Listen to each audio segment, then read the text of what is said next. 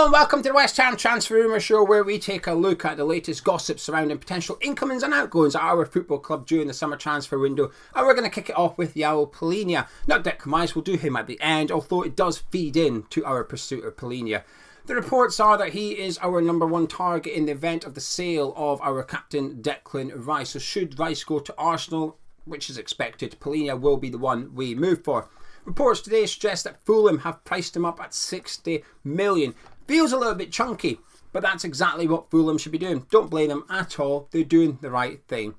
One of the downsides of the Declan Rice transfer saga being played out in the public domain, everybody knows what Arsenal's offering. Everybody knows what West Ham want. And I think we can all guess what's going to happen. It'll be somewhere in the middle of what Arsenal are currently offering, what West Ham are seeking. The end value will be somewhere in the middle. Fulham can guess this. Fulham know those three things as well. And as a result, they know that West Ham will be cash rich. They've got a little bit of money to spend. And also desperate. We will be desperate. As soon as Rice's transfer is confirmed, there's pressure on West Ham to get someone in almost immediately. The longer it goes on, the longer people will get nervous, including myself. We sold Rice tomorrow, and 3 weeks' time we hadn't signed a defensive midfielder. I'm going to start getting a little bit worried myself. And there's a realistic chance that in those 3 weeks, one or two players I wouldn't mind coming to West Ham will go elsewhere. It doesn't mean they're realistic targets, doesn't mean West Ham want them, just players that I'd like to see come to West Ham. And that impacts me as a fan. It doesn't mean it's realistic, it's just players I would desire. Edson Alvarez, for example, wouldn't mind him. Amrabat Fiorentina, wouldn't mind him. Two players you expect to be on the move in the next month or so as well. So Fulham will know we're desperate. So they're taking advantage of the situation, pricing them up at 60 million. It is chunky, but Fulham are doing the right thing for Fulham. They're doing the right thing to cash in on Palhinha. Tripling his value after one season. Outstanding business by Fulham. That's probably not what they expected to do when they signed him. They probably thought we'll keep him for a long time. But cashing in £40 million profit after the season, not bad going. I don't think they'll get the 60, by the way. I think it'll be around about 50 million, which is still a little bit chunky. Now, in the last few days when I've spoke about the Palhinha deal, I've sort of downplayed it a little bit and maybe been a bit too downbeat. But here's where I stand on a potential signing of Palhinha. I think he's a fantastic player. When I've sort of dismissed the potential signing of him, people get a little bit muddled up in the comments about, not rating Palhinha. It's not that I don't rate him. I think he's had a superb season with Fulham. Statistically, arguably the best defensive midfielder in the Premier League in terms of numbers. I would say that you have to take into context that he plays for Fulham. So I would expect Palhinha's tackling numbers to be greater than Rodri's, for example. But statistically, a really good season. On the eye test, when you watch Fulham, a really good season as well. And he will be a good defensive replacement for Declan Rice. Can't offer what Rice does in possession, but that's why there's this feeling by most people that West Ham need to buy two players to replace Declan Rice, because what Rice does is so unique. To have that world-class defensive midfield ability about you, but also be competent in the middle third, in the final third as well, it's rare. That's why he's worth 100 million. That's why Arsenal will eventually probably pay around about 100 million for him. And that's why Palhinha's not 100 million, because he's an expert at being a defensive midfielder. So in that role, I think it's good. I think it's a good sign. If we were to sign him, I'd be confident Palhinha will be a success at West Ham next season. I am. I'm confident he will do really well.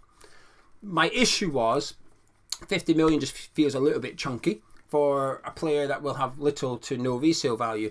And again, in some comments, and it's a fair question, which is why are you bothered about resale value? Well, this summer's transfer window is exactly why I'm bothered by it, or the lack of it thus far in the previous 2 or 3 seasons of buying players. Because when you look around the squad, if we were to need to raise money, and there are reports that essentially we've got the Declan Rice money to spend this summer and whatever we get for Vlasic, possibly Skamaka, basically our net spend is going to be nil. To keep it really simple, I know it's not that straightforward, but let's really simplify it. Our net spend is going to be next to nothing. Understandably so, we've just spent 200 million in the last 12 months. We can't keep doing that. It's not sustainable. But that's why I would like to see us bring in younger players that you could sell for a profit in future, should you need to. But even just a quick squiz through our squad, we've got a goalkeeper who's worth nothing, a left back who's worth nothing, a centre back next to him who's worth nothing. In terms of, there's also players in there, Paqueta's worth 50 million in the interest of balance, but the players that we would perhaps be okay to selling or open to leaving the club, there's not much value in it whatsoever. In this summer, we've not got loads to spend, but also we're on the watch list of UEFA at the minute for financial fair play. So if we want to have spend ups next season, the season after that, we want to bring in 40, 50 million pound players, you're going to need to balance the books somewhere. You're going to need to be able to sell players for 40, 50 million. I think Fulham, funnily enough, is the perfect example. And I know this goes against what I'm saying about Palhinha, because Fulham, I've signed Palhinha for 20 million, they're always selling for 60. 40 million profit, happy days after one season. But would West Ham do that? It's unlikely. But there's more clubs above Fulham in the pecking order. There's not that many clubs above West Ham in the pecking order. So you've got Fulham where they are, then you've got the clubs that could pinch players from them. West Ham, Aston Villa, at the minute, you put Brighton in there as well. They come along, Palhinha will go, yes please, I'm off there. But with West Ham, there's not that many clubs. You're looking at the ones in the Champions League. We know who they are. The Sky Sports top 6 plus Newcastle United. Throw them in there. And that's about it. You could argue Villa and whatever, but I'm not convinced. I am not convinced. So this would be Palhinha's biggest move of his career in terms of wages and stuff like that, and I just feel like it would be a 4-year deal, 5-year deal. He's not going to be worth much by the end of it, and I just think there's better value out there. However, in terms of ability, really good player. Now, one player we won't be signing is Edson Alvarez. Now, this is somebody I would like to sign, a couple of years younger. I like him. I like Alvarez. Maybe not as good defensively as Palhinha. Actually, I'd say there's not much between them, to be honest with you. Can cover centre-back as well. Still lacking that ability on the ball that Declan Rice has, that presence, that dribbling runs from midfield. You wouldn't get that either. But West Ham have reportedly decided he's too expensive. Ajax want 45 million in total for him, and we've decided that it's not worth it. I think the phrase too expensive is perhaps incorrect. I think it's maybe poor value, whereas Palhinha, West Ham appear to be happy to pay the extra 5-10 million to get that Premier League experience that Palhinha comes with, which Alvarez is lacking. He's going to Dortmund, and this is why I've not covered it in the last couple of weeks. I just didn't believe it. When we got linked to Alvarez, I thought, I just don't see it. We got linked back in January. I remember discussing it in January, thinking this would be a superb signing for West Ham, but just felt that he could go on to play for a Champions League club. He looks like he's going to sign for Dortmund. I've taken it with a pinch of salt, but the reports in the last couple of days, he's not coming to West Ham. One player that might be, though, is Alex Scott. Now, here we go, Guernsey Grealish. Here's somebody I would love to see at West Ham. The good thing about doing these videos is there's an archive. Last summer I did a video about 10 players in the Championship that perhaps wouldn't mind seeing at West Ham or to keep an eye on. I threw Alex Scott in there. So if someone comes along and says, hey, how many times have you seen him? At least I can say, not that many, but at least I've seen him for 2 seasons now. Because since then and now I've seen him, I'll be honest with you, 4 times, 5 times maybe I've seen Bristol City play this season. It's not much. But I will argue that some players you don't need to see play much to know they're a good player. You don't.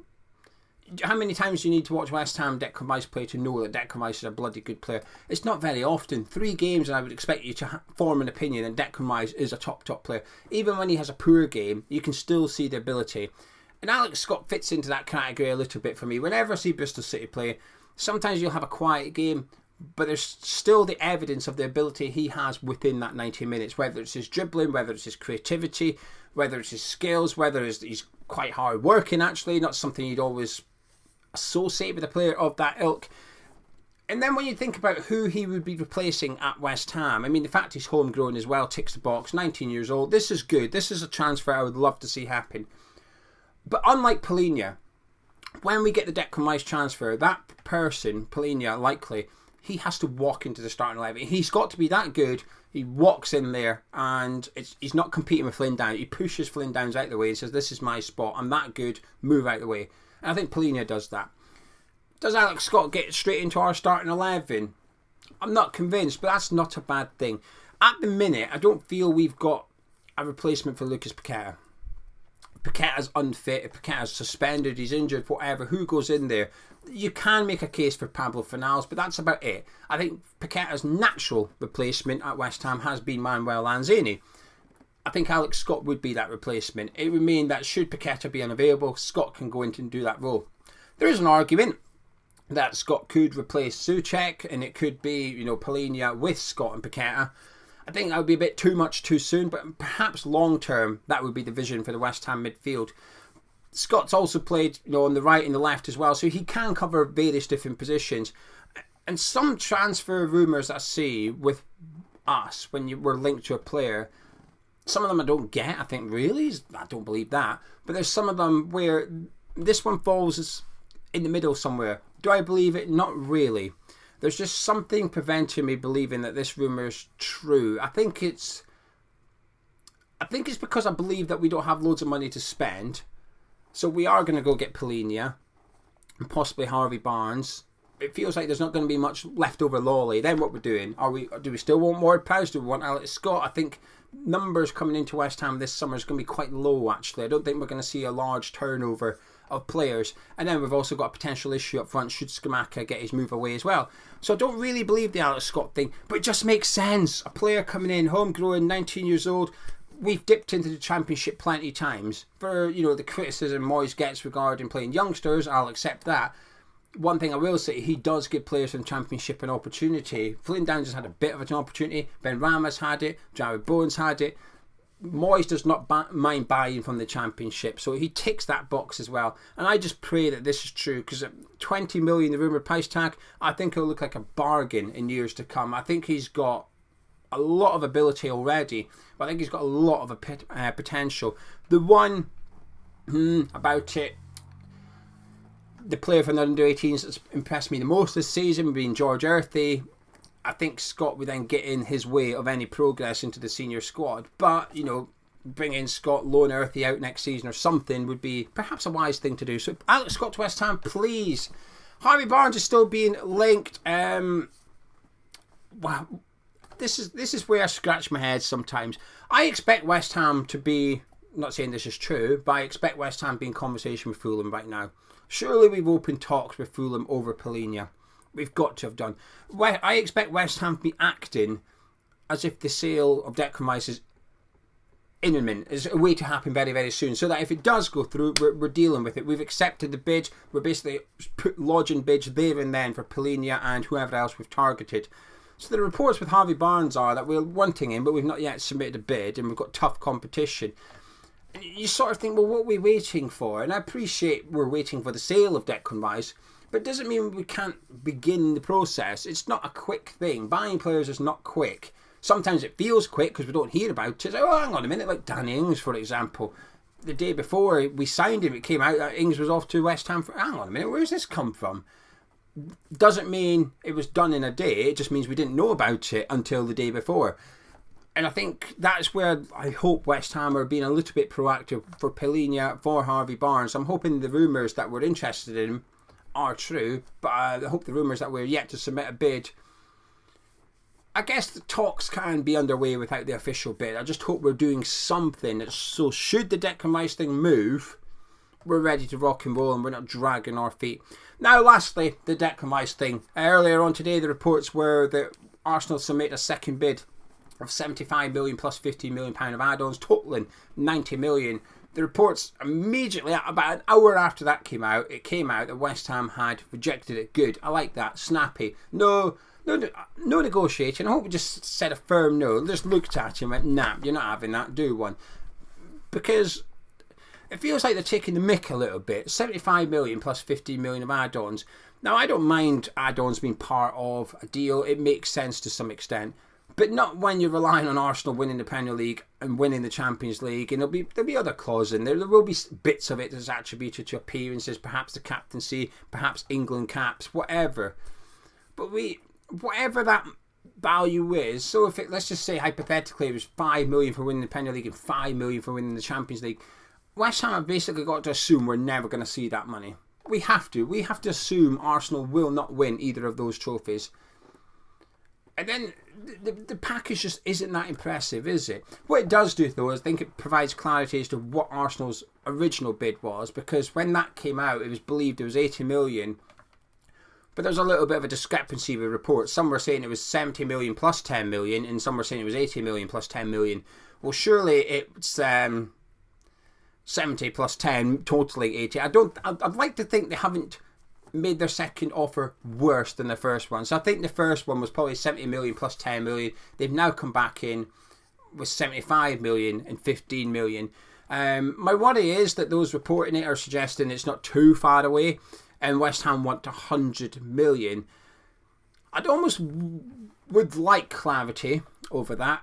Is that a fee of 100 million, i.e. 100 million in no add-ons, or is it 90 million plus 10 million of add-ons totaling potentially 100 million. Because I hope it's not the latter, because those add-ons will include these unrealistic ambitions from Arsenal, and I get why they think they will win the Premier League and why they think they will win the Champions League.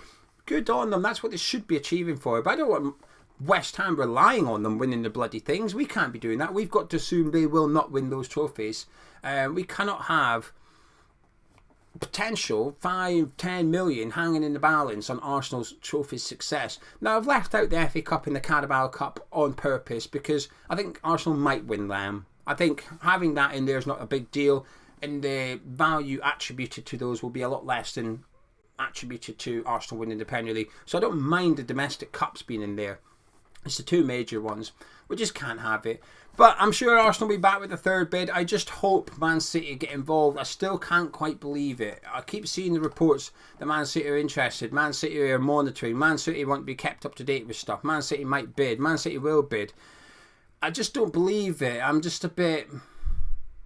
I hope they do. I really, really hope they do. Even if it's just to bump Arsenal's price up, if anything. At this point, I've always preferred them to go to Man City. In the way that Arsenal are conducting themselves, I think I'd still prefer them to go to Man City. But truth be told, I'm not that bothered anymore. I just want the best deal for West Ham.